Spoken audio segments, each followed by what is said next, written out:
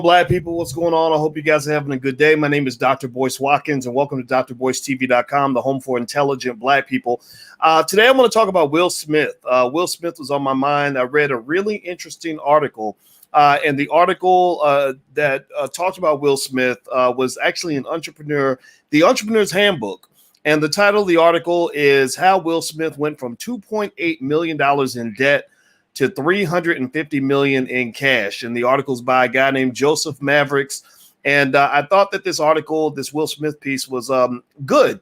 And I think it's worth talking about. So we're going to break it down right now on drboycetv.com. Hit the thumbs up button, hit the share button, subscribe, and all that. We're going to get started right now.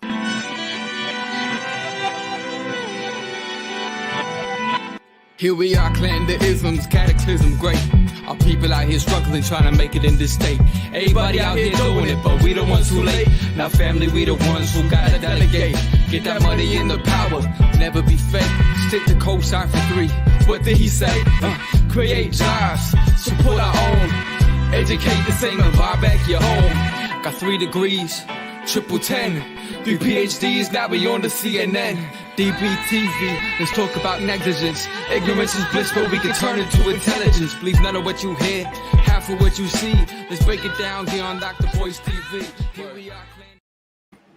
Hey, what's going on, guys? My name is Dr. Boyce Watkins. Welcome to drboycetv.com, the home for intelligent Black people. Put your hashtag B1 in the chat if you agree with me that Black people need to come first. Hashtag B1, that is our calling card. That means that we believe our community needs to be the top priority, that any politician that wants our vote needs to take care of our community. Our money needs to stay in our community. And if we don't solve our own problems, nobody else will. So give me a hashtag B1 in the chat if you agree with that philosophy. I hope that you agree, because if you can't agree with me that Black people need to be prioritized, then I cannot be your friend. So let's move on. Do me a favor, hit the thumbs up button, share, subscribe button. I want to talk about something that I hope will help you in your journey to become whatever you want to be. Some of y'all business owners in here, shout out the name of your business. Put the URL and all that stuff. Some of you maybe you're not business owners yet, but I can tell you actually how you can be a business owner in 60 seconds or less. You want to know the secret? How you can be a business owner in 60 seconds or less. Can somebody guess? I'm literally going to tell you how to be a business owner today. The way to be a business owner in 60 seconds or less is you open up your phone, go to Cash App, and buy you some shares of stock. If you buy shares of stock, you are a business owner. I don't know if you thought of it that way, but the companies are owned by the shareholders, right? So actually don't fall into this myth and this lie that in order to make a lot of money, you got to work yourself into an early grave, or that you have to be running the business, or you got to be a full-time entrepreneur. That's nonsense. You don't have to do that. You can actually just be an investor. And I'm going to tell you what, I made a killing off of some cannabis companies. Cannabis has been taking off since the Biden thing. Virgin Atlantic has been really, really good to our family. And believe me, Sir Richard Branson did that work. I ain't do nothing. I ain't went to one meeting. I don't know nothing about the company's plans. All I know is that I put my money in there. It doubles. That's a good day's work. That's a good day's work. So get paid the flyway. Don't fall for the sucker stuff that says you got to work until you die. But anyway, let's move on. So speaking of smart investors and smart people, there's a guy named Will Smith. Will Smith is one of the actors that I admire him. I respect him. He's one of the people on my short list of celebrities that I've always said, gosh, it'd be really interesting to have a conversation with him. Believe it or not, Ice Cube was actually on my short list, and I met Ice Cube. So that was kind of cool, right? Because I've been listening to his music my whole life. And so Will Smith is actually on that short list too. And I know people that know Will, and I admire, there's something about him that's a little bit different. I don't know Will directly. I know his brother, Harry. I had about a 3-hour conversation with Harry. And then we just it went so well that we had another 3-hour conversation, or 2 hours. It was a long time. And he's a smart guy. He looks just like his brother.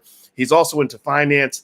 And we both have a fascination with financial topics and ironically, the history of World War II, right? So we were literally discussing detailed history of World War II and financial stuff. And I met him out in Hollywood, and I really liked the guy a lot. And it showed me something about their family and where they come from. They come from good stock. They have smart parents. And I picked that up just from kind of talking to him. And so when I see Will kind of doing these great things and saying these really wise things, wiser than some celebrities are just stupid. I mean, seriously, just because you're famous don't make you smart. it lets me know where he comes from. So I thought this would be worth talking about. And so when I saw this article, the article's in theentrepreneurshandbook.com, and it's called How Will Smith Went from 2.8 million in debt to 350 million in cash. So what I'm going to do is read a little bit of this to you and then kind of fill in the blanks so that you can kind of get the Dr. Boyce interpretation on this. I hope that's okay. Give me a yes if that's all right if I do this. Okay. So here's one.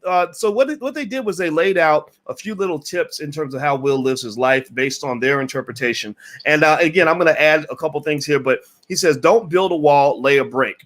He says, this one year, my father had a shop, and for whatever reason, he decided he wanted a new wall on the front of his shop. He tore it down probably 16 feet high, 30 feet long entirely. My brother and I had to dig a 6-foot hole for the foundation, and we would mix the concrete by hand. For a year and a half, every day after school, we built this wall, just my brother and I. I vividly remember one day standing back, looking at the wall, thinking to myself, there's going to be a hole here forever. After a year and a half, we finally laid the last brick and the whole wall was built. So he thought that it would take forever to build the wall, and eventually the wall was built in over a year and a half. He says, my father stood back with my brother and I, looked at us and said, don't ever tell me you can't do something. And then he walked into his shop. So basically he's saying, so his interpretation is you don't set out to build a whole wall. You don't set out to do something gigantic. You just do little things, right? It's the little things that will get you there. He said, nobody said, I'm going to build the biggest, baddest, greatest wall that ever existed. You don't start like that. You say, I'm going to lay this brick as perfectly as a brick can be laid. There will not be one brick on the face of the earth that will be laid better than this brick. And I'm going to do it in the next 10 minutes. And you do that every single day, and soon you have a wall. I recognize that. I recognize that line of thinking. That's the kind of thinking. I'll give you examples.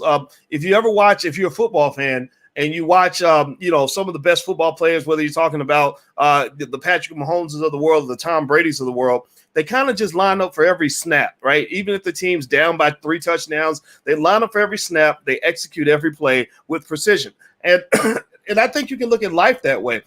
You don't eat elephants one bite at a time. You don't try to get everything at once. You just do the little things. Every day you have a philosophy that says, every little thing I do, I'm going to do it a little bit better than everybody else. And what happens is that doing the little things every day a little bit better than everyone else adds up to the big things. That's when you get those lifetime achievement awards where you're like, wow, I did all of that. And you don't believe it because you only were doing the next thing that was in front of you, and you just kept doing that. And next thing you know, you had something amazing done. So I get that. I know that. I live by that. That's a philosophy I live by. Every day I just get up and I just execute. I say, okay, boys, line up on the ball, take the snap, drop back, and throw the pass, right? You might throw an interception. You might get sacked. You might take a fumble. You might take a loss. But either way, you line up, take the snap, drop back, and throw the ball, right? I live by football and war analogies, in case you're wondering. That's my toxic masculinity speaking. All right, so anyway, do me a favor, hit the thumbs up button, share, subscribe button if you haven't done it yet. And also, in case you guys don't know, we actually have a platform that we own. It's a lot like Facebook, except it doesn't have all the functionality, but it's pretty good, and it's black, which that right there makes it better. It's called blagenough.com. So here is the word. We trademarked this word, actually, and we own this, and you can actually look up people in your own neighborhood. Like, you can literally click down on where you live, and you can find other people on the platform who live near you, and you can get together and form investment clubs, have parties, whatever. Well, I mean, you got social distancing and all that. I'm not going to tell you how to handle that, but I ain't going to lie. I went to a Super Bowl party, so I'd be a hypocrite if I told you what to do. All right, so anyway, let me keep going. All right, next. He says, separate talent and skill. I think that's a good suggestion. He says, I've never really viewed myself as particularly talented. Where I excel is this: ridiculous, sickening work ethic. While the other guy's sleeping, I'm working. While the other guy's eating, I'm working. The separation of talent and skill is one of the greatest misunderstood concepts for people who are trying to excel, have dreams, and want to do things. Talent you have naturally. Skill is only developed by hours and hours and hours of beating on your craft. And that is true. I can't tell you how often I run into people who have these great business ideas. They're like, oh, I got a great idea, Dr. Boyce. It's going to change the whole black community and make $10 billion. And I'm like, okay, but have you made the first dollar yet? Well, no, but it's going to. Okay, well, go make the first dollar, go lay your first brick, and then we'll talk about changing the whole black community after you make your first dollar. And what do I mean by that? Well, a lot of people think that having a good idea and having a few moments of inspiration is the same as actually achieving a lifetime goal that takes 10,000 hours of consistent work. A lot of people think that having a good orgasm during sex is the same as actually raising a child to the age of 18. Those are two different tasks. Making a baby does not make you a parent. Parents, all the parents in the room, please confirm this for me.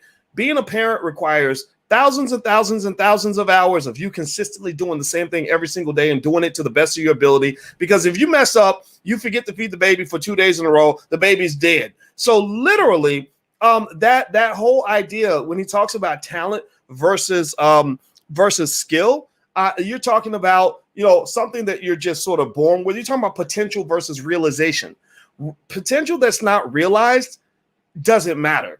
Like literally. You can have all the talent in the world, but if you do not put in the work and work that talent out, that's like having a mine or having a mountain. And you say there's $1 billion worth of diamonds in the mountain, but you haven't drilled for one single diamond. Well, it doesn't matter. That diamond might as well just be a big old hill of might as well be just a big ball of nothing because you haven't drilled out the diamond. So a lot of y'all are like those diamond mines. You got diamonds inside. You got $1 million ideas inside of you. You got $1 billion worth of potential inside of you, but you ain't dug it out. And drilling is painful. Drilling is hard.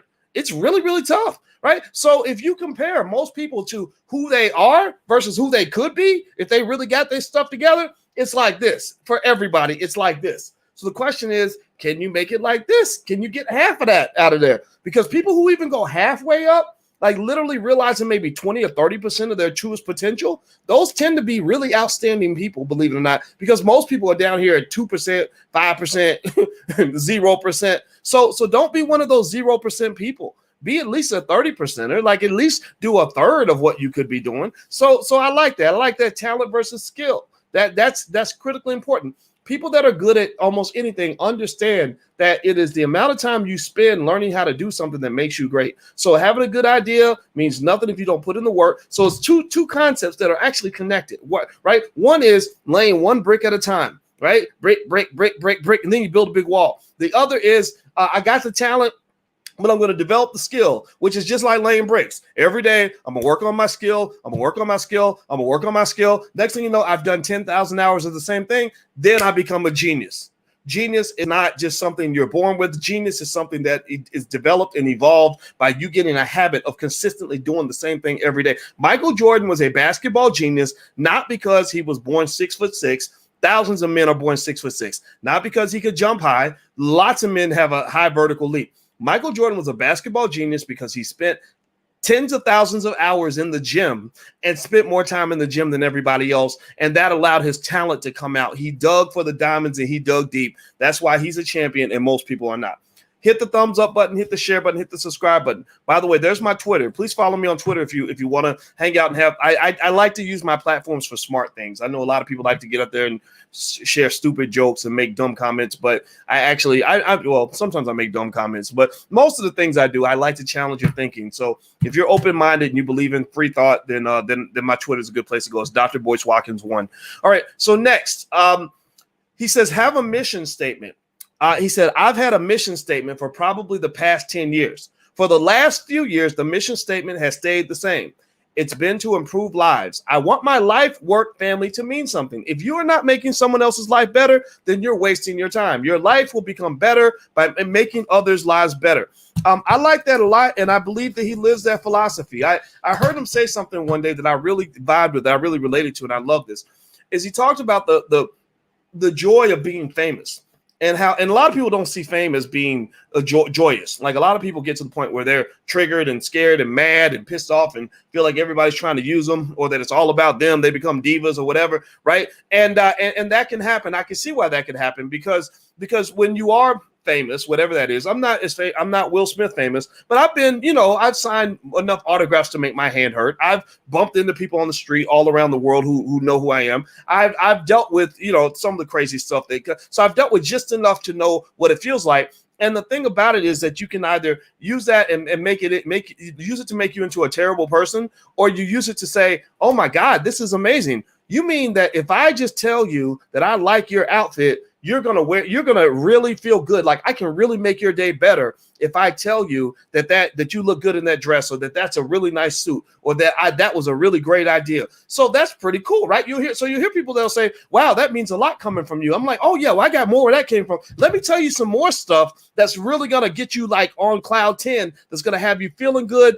and reaching your potential, right? So when Will Smith talks about making people's lives better, I love what he's talking about, because he's really speaking on the fact that in life, you kind of get what you give, right? If you're giving out, strong positive vibes, and you're lifting other people up and investing in other people, chances are karma does become very real, and you get what you're giving out, right? So ultimately, what you want to think about as you become more successful is that spiritual development, so that you can have the spirit that helps you understand that the more you want to receive, the more you should be giving. That goes back to everything like networking. George Fraser, in his book, Success Runs in Our Race, George Fraser, let me tell you about George Fraser. I know him well, and I love this man to death.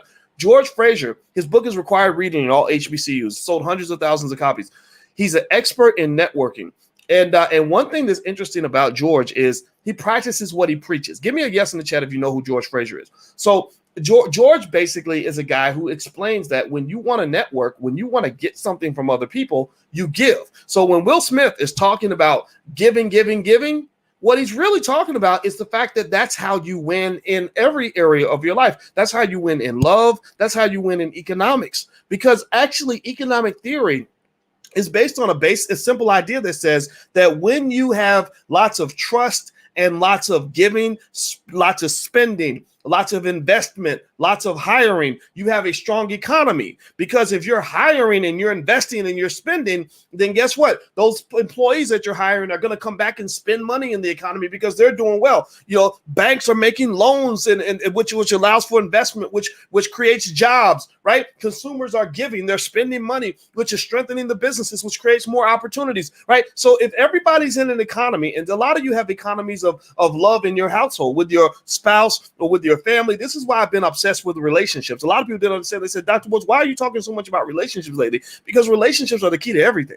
Relationships are the key to almost everything about success that you can ever possibly imagine. So I figured out, and George Fraser was one of the people that helped me understand this, that if you master relationships, you will typically be able to master success. So I encourage you to consider that idea, that if you know how to meet people and make their lives better, then guess what? You will have a long line of people that will be lining up to make your life better, and they're going to say good things about you at your funeral. So shout out to Will Smith for that point. I thought that was an excellent point, and I think that shows he kind of gets it. So anyway, do me a favor, hit the thumbs up button, share, subscribe button if you haven't done it yet. The URL I put on the screen right there is allblackeconomics.com. You can actually get a free e-copy of my book, It Takes a Village to Raise the Bar. It's a short read, but it's powerful, and it leans on the 100-year plan I have for the Black community. Of course, you feel free to ignore the plan, but I have a PhD, so I'm not stupid, so I think these things through. And so this is a plan I laid out. So it doesn't matter. 80% of all Black people are probably not going to listen,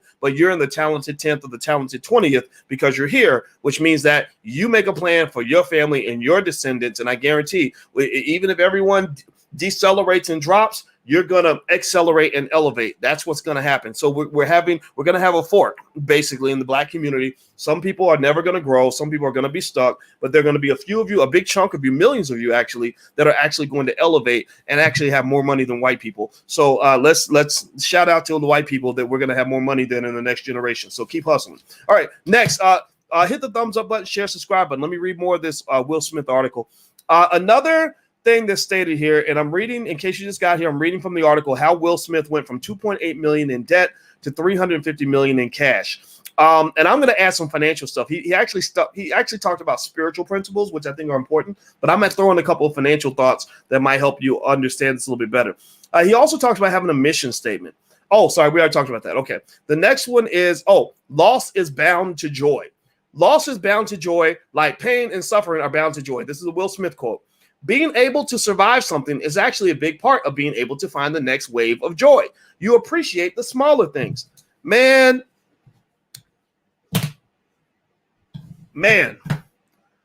Woo. I'll tell you, let me just say, I love that philosophy, because it's like, whoa, yeah, I get that. I love that.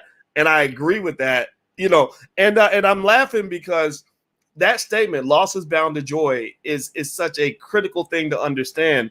Because basically what he's saying is that there's no pain, no gain. That basically it's two things. One is that if you go through loss, it helps you appreciate joy, right? Because if you've never had loss, then you don't know what joy feels like. Or if you've never been broke, it's hard to enjoy being rich. That's why you have rich kids that are born rich that are really depressed and suicidal and on drugs or whatever, because they never know what it's like to struggle, right? So when you struggle, the blessing of the struggle is that you get the bliss of success or whatever, right? So that part I get. But what I really like about it also is there's another corollary, a connected idea to this that says that that access to your heaven lies on the other side of your hell.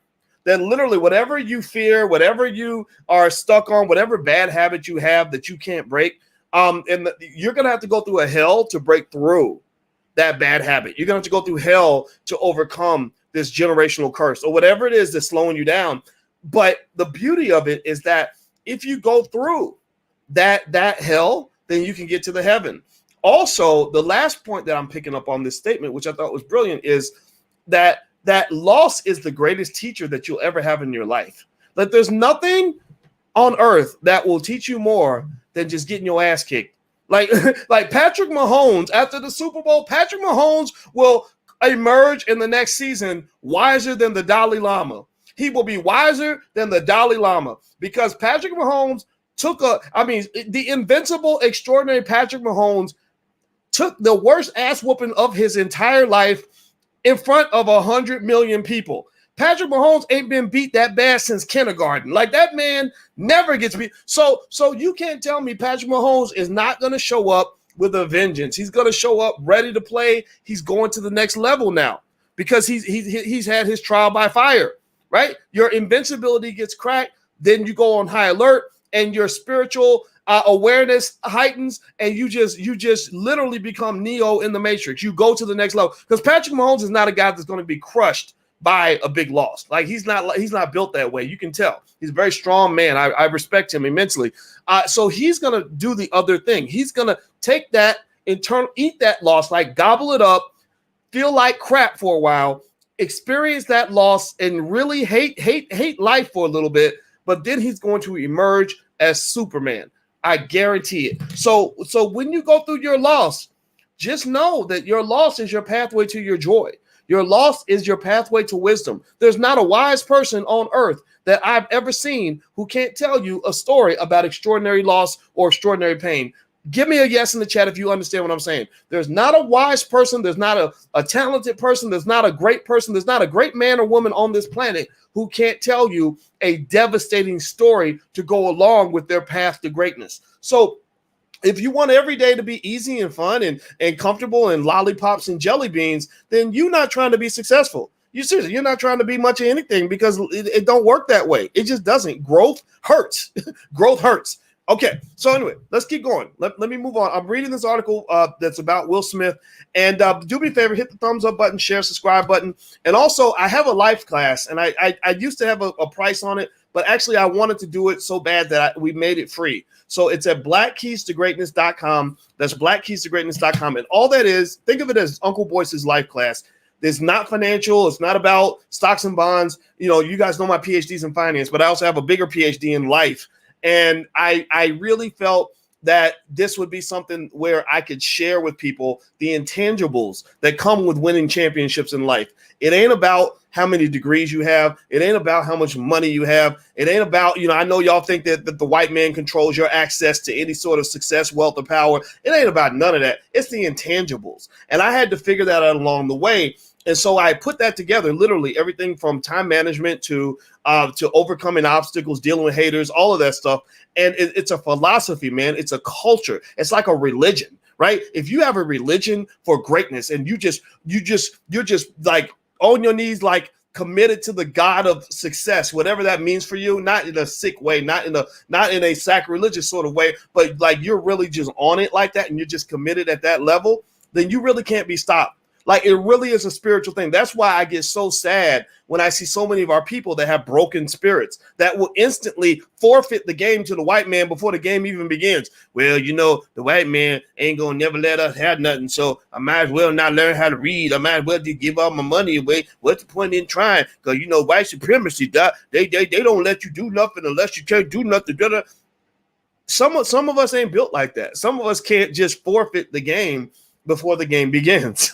So maybe if you're in that category where you were raised to believe that white people are your gods, that literally that if they decide it ain't gonna happen, it ain't gonna happen, then you shouldn't be here. This is not the place for you. I'm a believer that you are the God, that the God is inside of you. I'm a believer that if black excellence and white supremacy are in the same room, black excellence will win that game 145-6. Like, I believe that if black excellence and white supremacy get in a boxing match, black excellence will knock out white supremacy like Mike Tyson 1991. Like, I believe black excellence can't be stopped. I believe that when you truly dig deep, and it's not just intellectual, it's really spiritual, and it's everything. It's spiritual, it's analytical, it's a combination of everything that allows you to get to. I mean, it's hunger, it's everything from love and passion to anger, to being pissed off, to being like just driven, like excitable, or where you dream about it and you just gotta have it. Like, can't nobody stop somebody like that, because at that point you're a fanatic. You are an absolute fanatic. And I really believe that people that really want to have high levels of success, you got to be insane about your shit. Like, you got to be literally crazy about how great you are. You got to be madly in love with your dream, where you Romeo and Juliet and can't nobody break you together. Like you just go to the grave with it, or you're going to get it. One or the other, right? If you're in that category, you really think that you really think white people can stop that? No, they can't.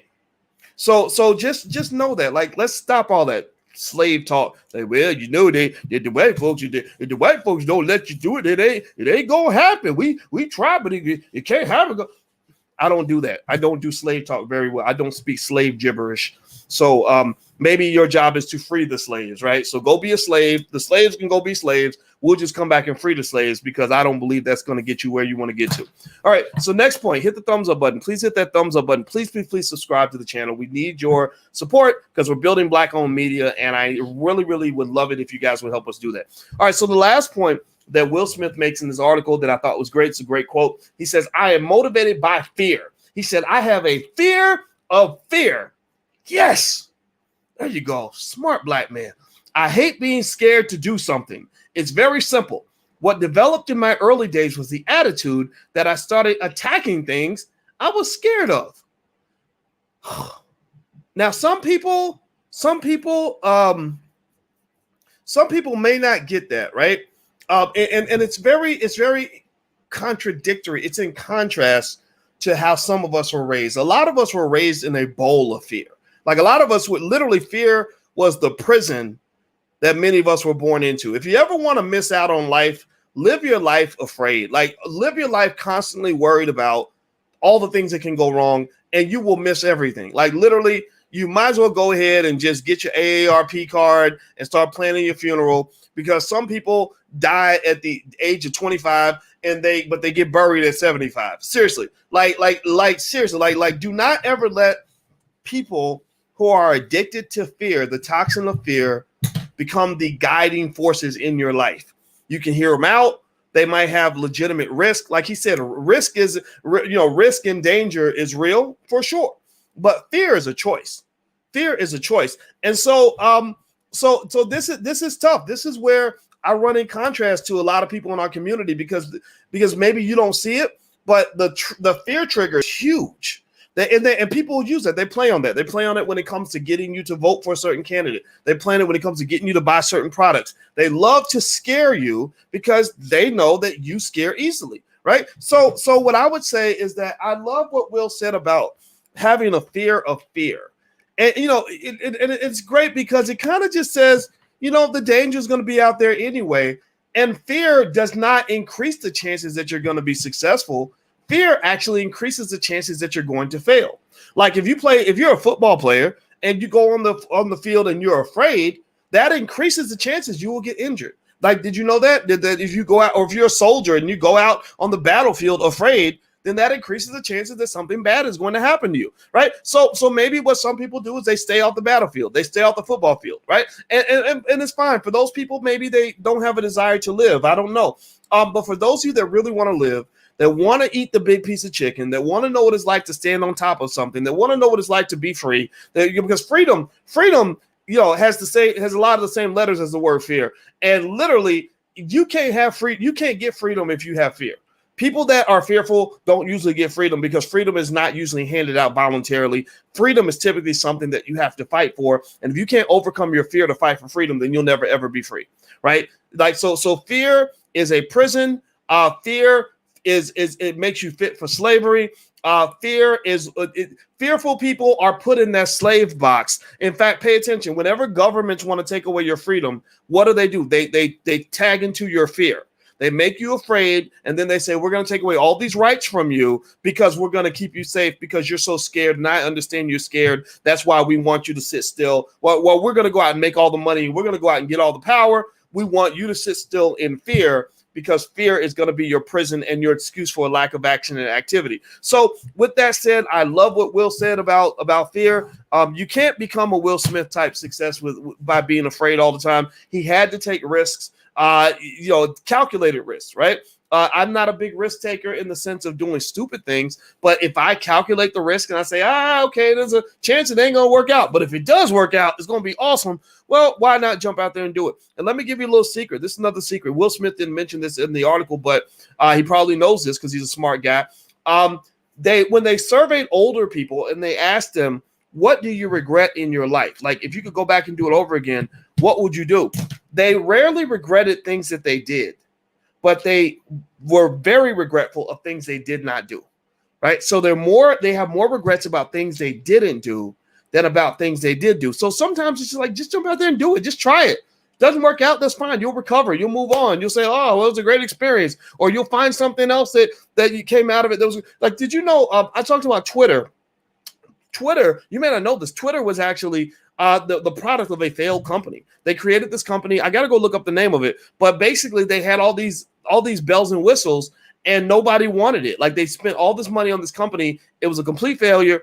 But they realized that people like the little tweets. That's all they like. They like the tweets. They didn't like anything else. So they just said, okay, well, let's center the whole company around the tweets. Let's pivot. And now they've got this multi-billion-dollar company. So a lot of times without your failure, you don't get your success. Failure, things we consider failure, loss, or whatever the case may be, those are actually learning experiences. And I think you know this, but I think maybe you need me to remind you of this so that when you're dealing with all these things, you'll have a way to get to the bright side of that, right? Don't sit in the darkness forever. All right. So anyway, so that was what Will Smith had to say in this article. I admire Will Smith. I think he's great. I met his brother Harry. We talked a couple times. I got to call him. I've had his number in there. I haven't talked. I went to one of his movie premieres. He premiered a really good movie. I don't have the name of it in front of me, but I really think that whatever it takes for you to get your inspiration, do what you got to do. I want you to get that. I want you to be successful, and I want you to win. So anyway, if you could do me a favor, hit the thumbs up button, share button, subscribe button. Also, don't forget that this podcast is actually on audio too. So if you go to Spotify,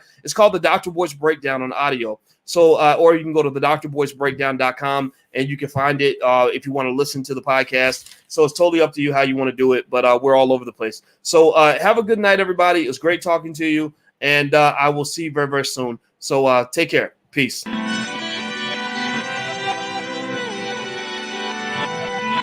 Here we are, clan the isms, cataclysm great. Our people out here struggling, trying to make it in this state. Everybody out here doing it, but we the ones who late. Now family, we the ones who gotta delegate. Get that money in the power, never be fake. Stick to co-sign for 3. What did he say? Create jobs, support our own. Educate the same and buy back your home. Got 3 degrees, triple 10. 3 PhDs, now we on the CNN. DBTV, let's talk about negligence. Ignorance is bliss, but we can turn it to intelligence. Believe none of what you hear, half of what you see. Let's break it down here on Dr. Boyce TV. Here we are.